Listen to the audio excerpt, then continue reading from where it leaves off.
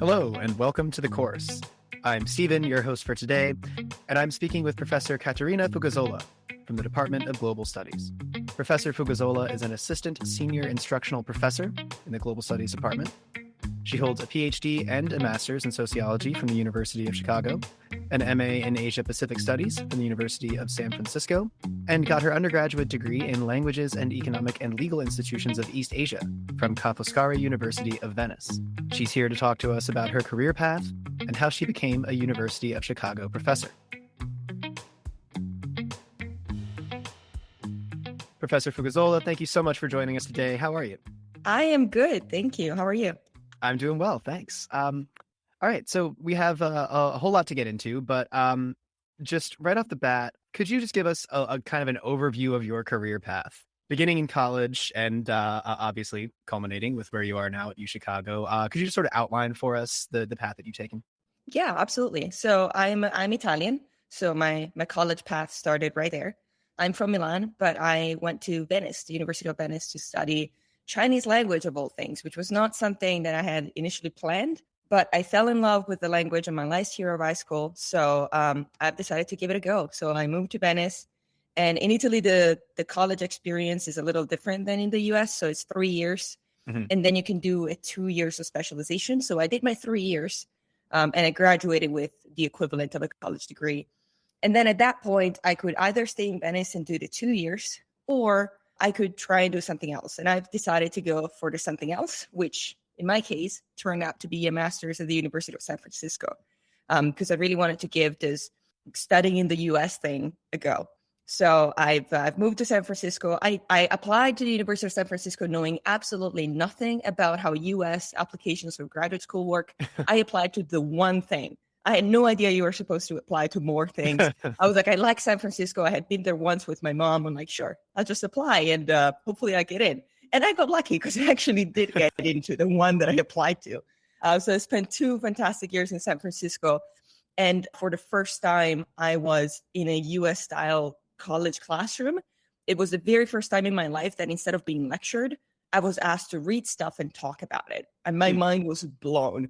The first time I sat in one of those classrooms. I was like, wait, I talk? I say things about this readings? This is something that happens?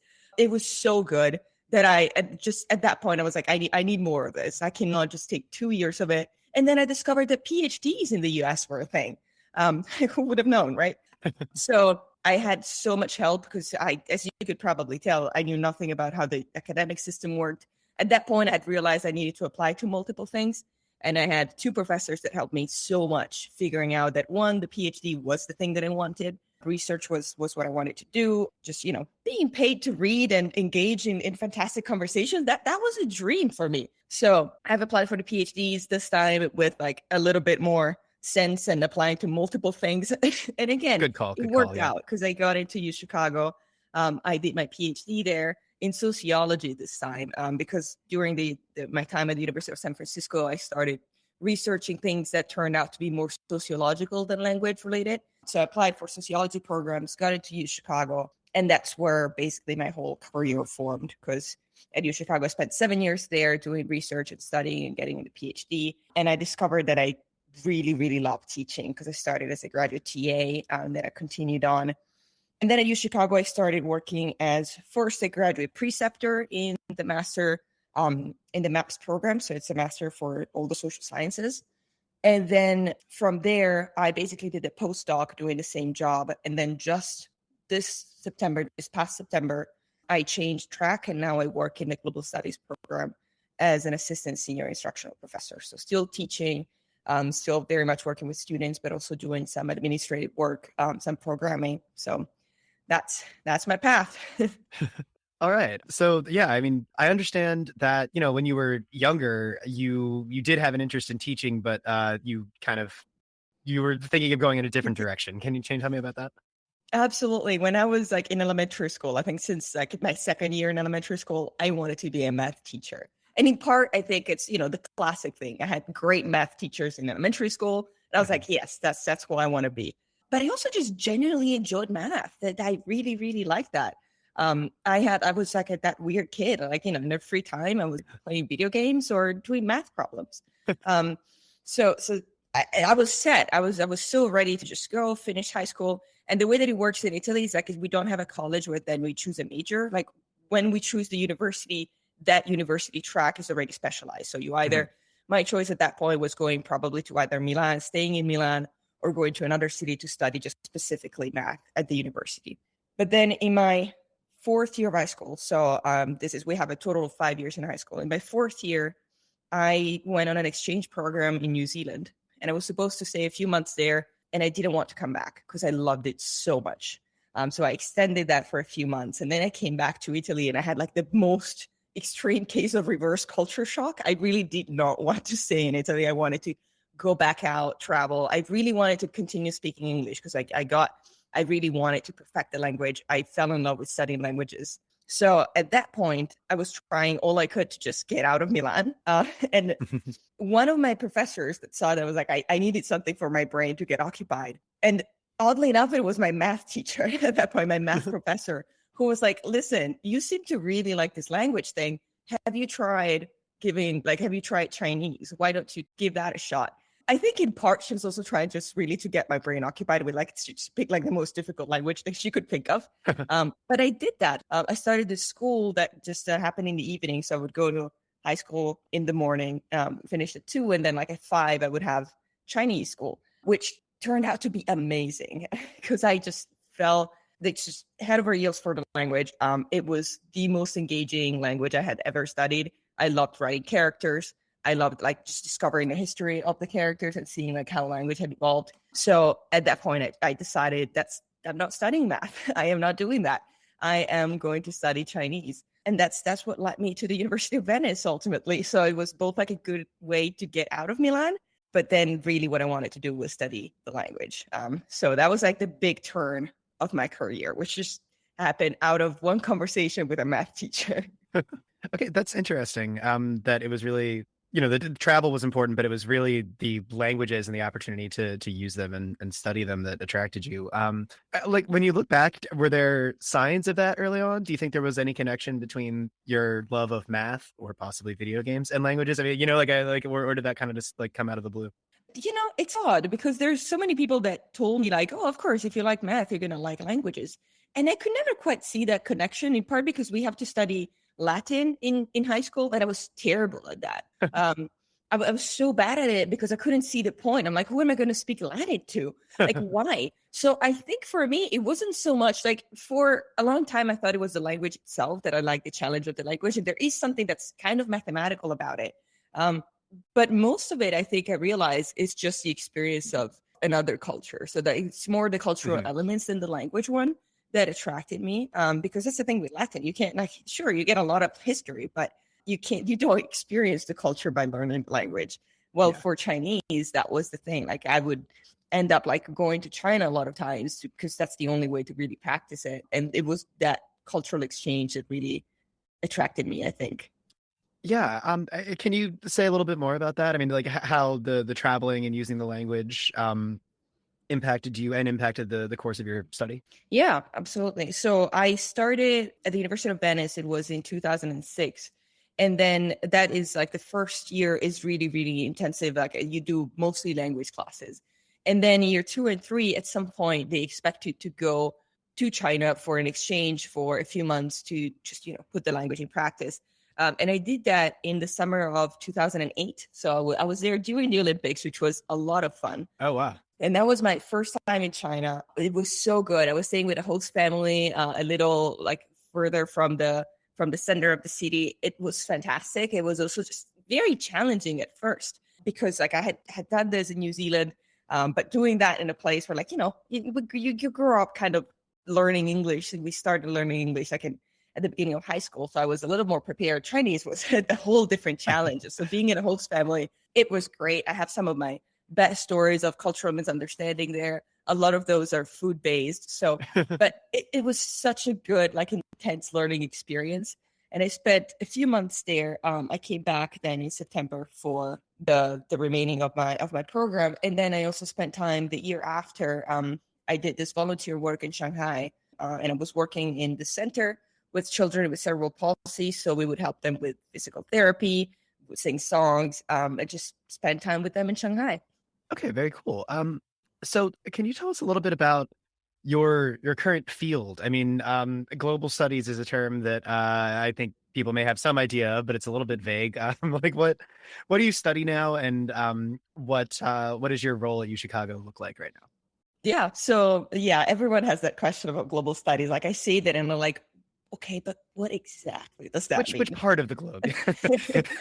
Right. And in part, like it's vague by design because it is a very interdisciplinary program. And part of the idea of doing global studies is to focus on the interconnections of things, right? So it's basically taking all the disciplines that are like crystallized. It takes sociology, anthropology, political science. And like that's great, but the canonical social sciences are very helpful and they provide a lot of things. But what if we get something that really is designed to mix, to take from those fields without being confined by the boundaries of this canonical discipline? So global studies does that.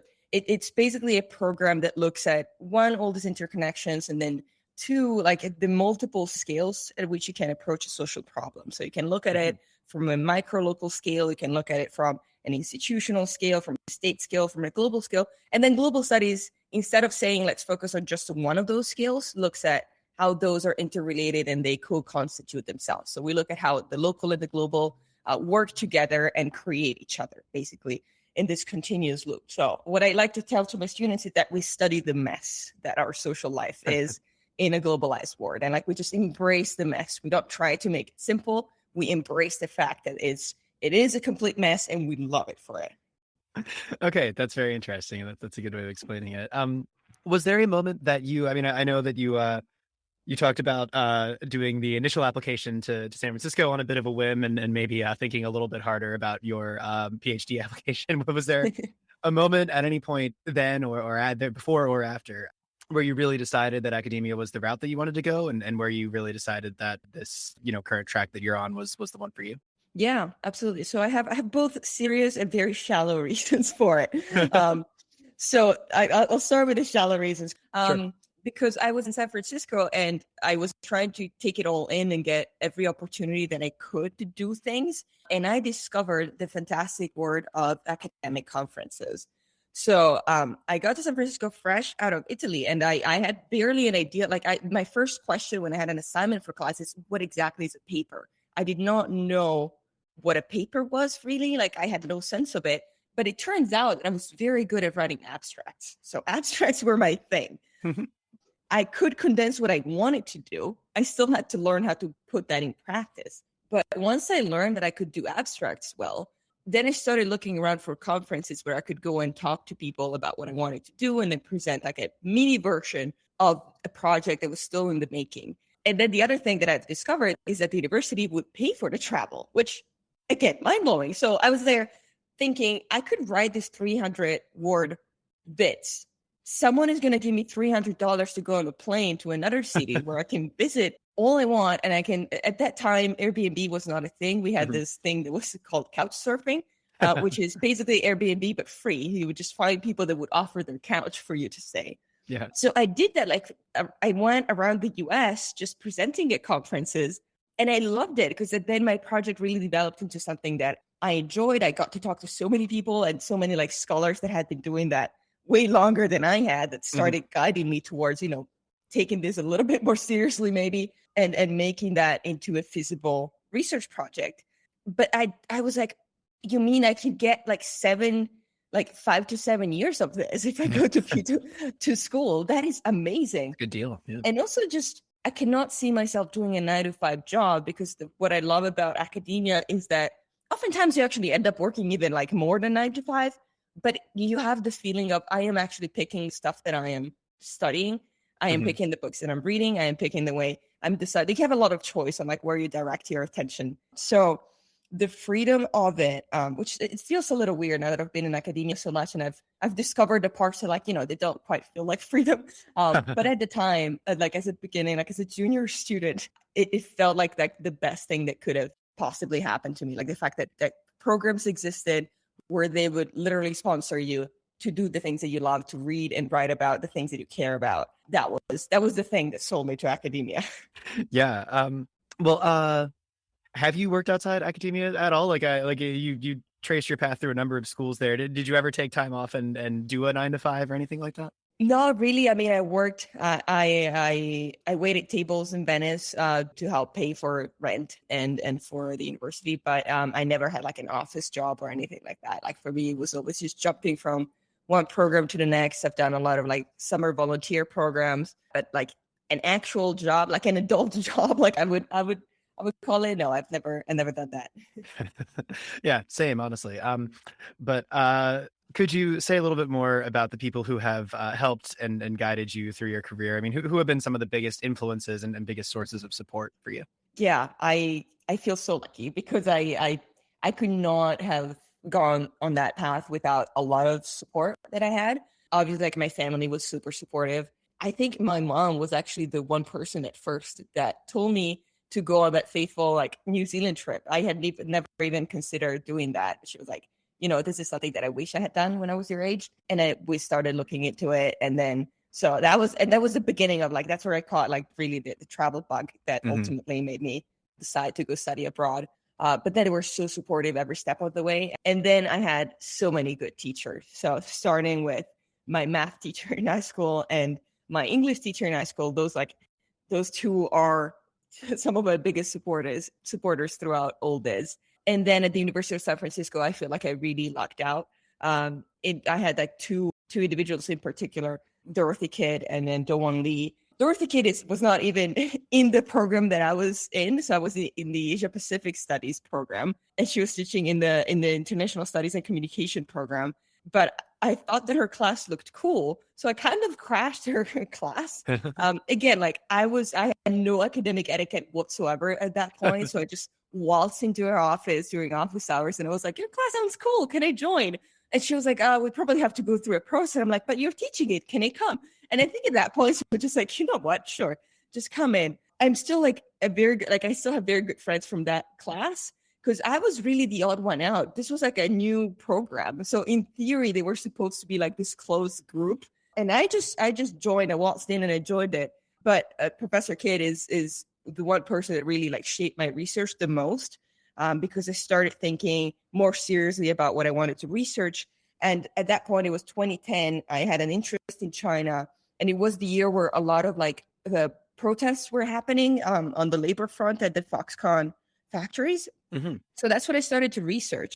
And I actually got into grad school with a project that had to do with the labor movement in China. I then changed it because ultimately my research turned out to focus more on still on protest movements, still a movement, still on social change, but more on sexual identity and the LGBT movement specifically. So that was really like a big turning point for me. She basically, took my hand and guided me through. Here's how the process of research happens. Here's how research it's supposed to work. Here's how you develop a research question, and here's how you make it happen. So like she was probably one of the biggest supporters. And then the one he taught me to love teaching really. Like I've never had a professor that loved teaching so much. And it was just so refreshing to be in his class. He helped me in so much with my PhD applications. Like he was also one of those professors that really saw how stressed out I was by the Hmm. process. And he taught me, okay, you know what? At this point, this is when you stop, come over here, have a glass of wine, and then we start tomorrow. Like, and Yeah. that was, the big lessons that you need because that's the thing that academia doesn't teach you. Like, it's great at teaching you a lot of things, terrible at teaching you when to take a break.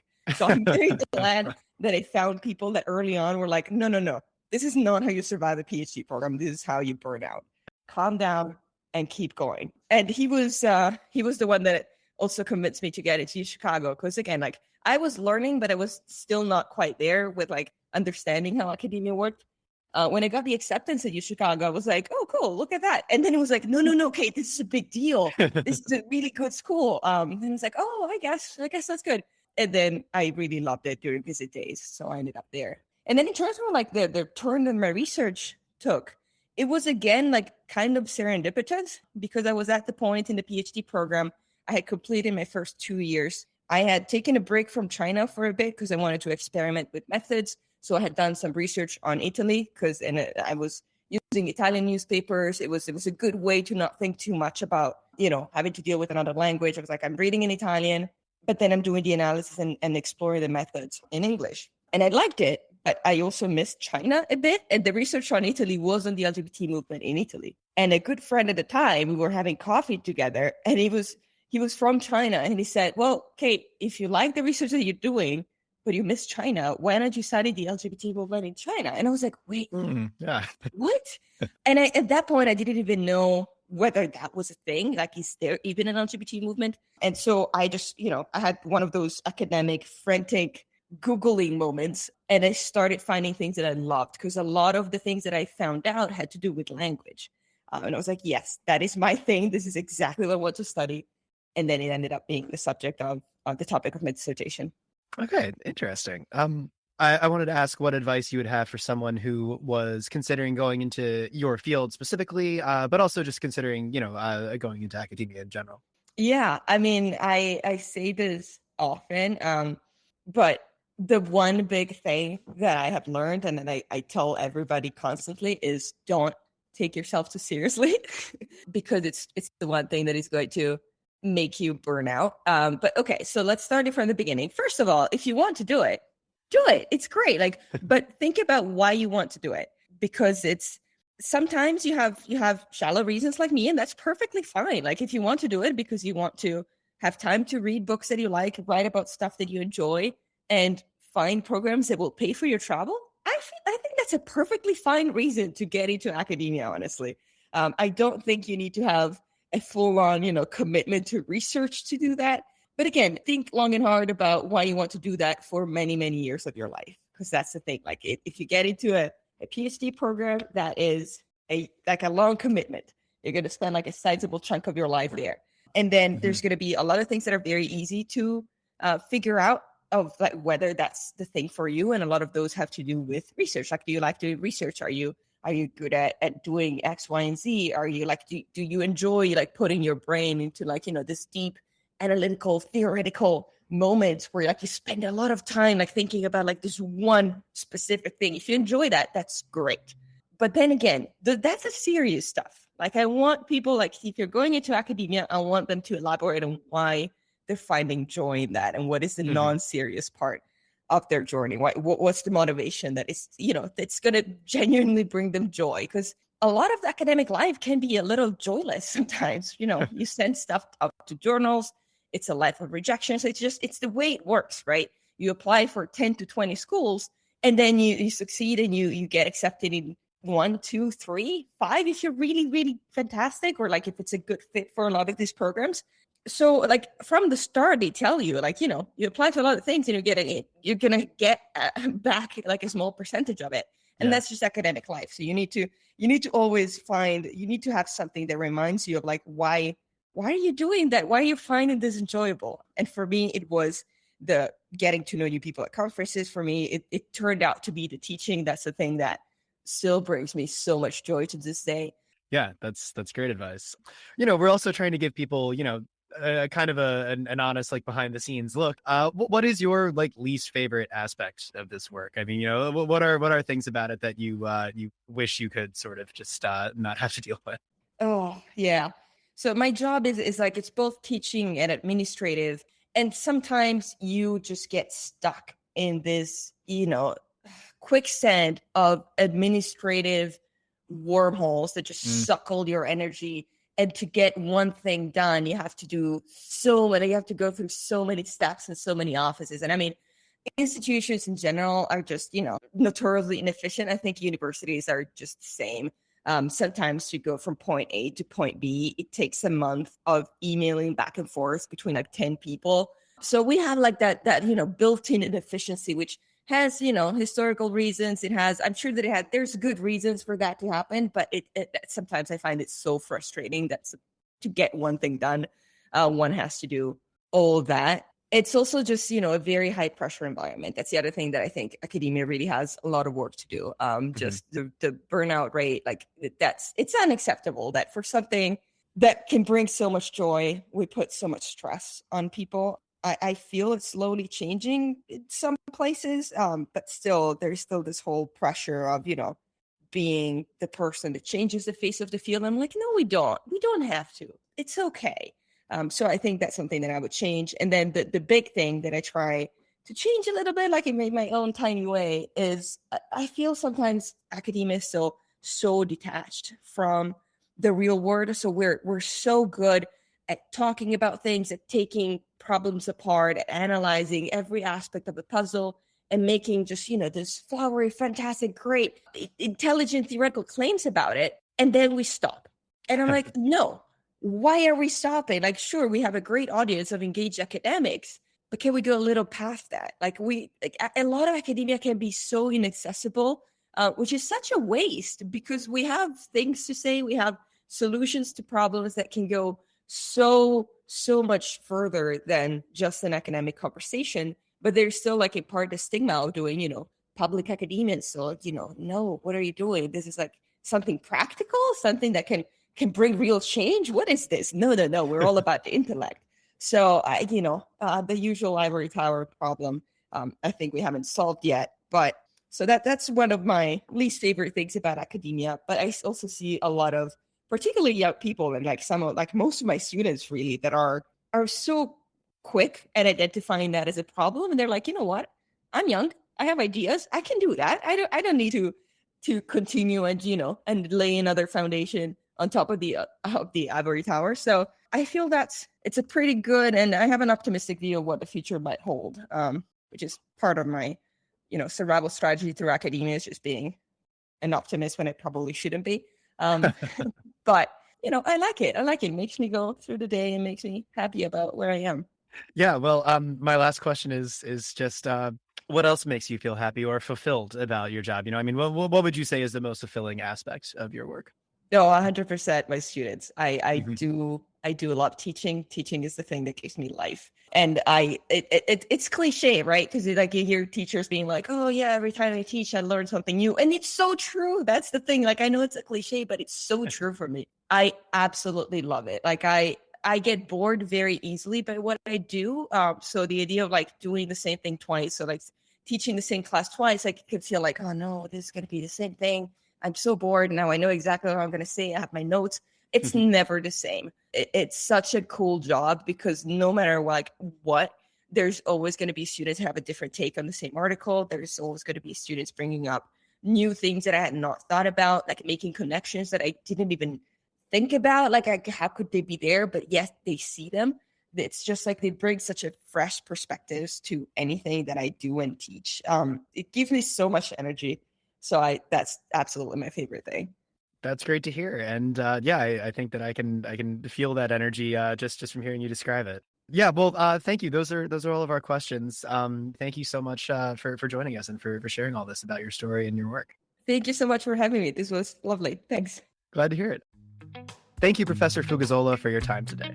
Course takers, if you enjoyed listening to today's interview, please check out the rest of the show. You can find out more about the University of Chicago through uchicago.edu or the university's campus in Hong Kong through uchicago.hk. See you around.